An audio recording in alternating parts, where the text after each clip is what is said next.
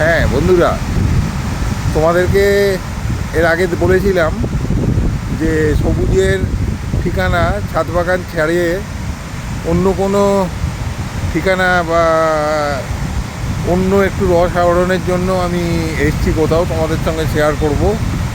তো দেখো, এই মুহূর্তে আমি সেই জায়গায় এসে পৌঁছেছি। কিভাবে এলাম কি এলাম তোমাদেরকে সব কিছুই বলবো।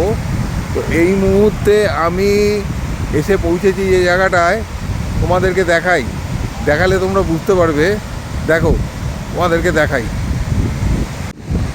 হ্যাঁ বন্ধুরা, দেখো চারদিকে বালির চড়া, আর আসল জিনিসটা দেখো। এই দেখো দেখো কি ঢেউ অবিরাম।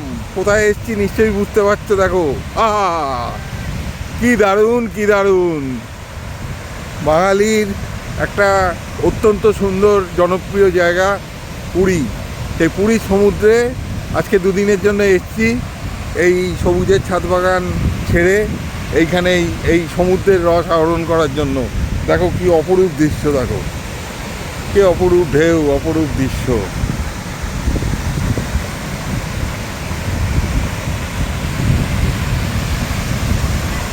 দেখো আরও কাছ থেকে তোমাদের দেখাই।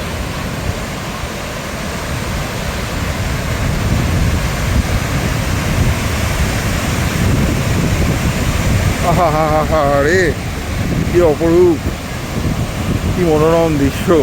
আহা হা।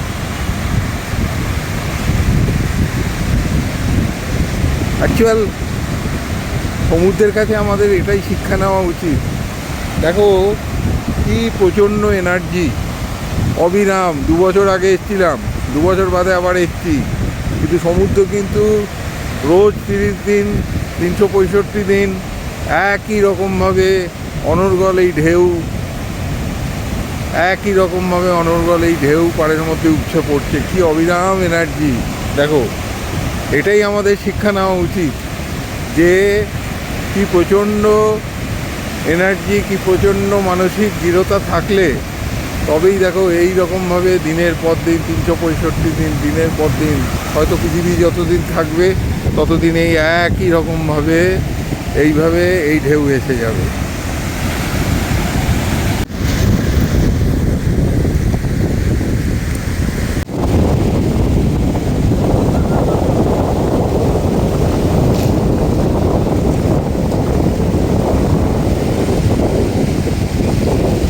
আরে এদিকে তাকাও।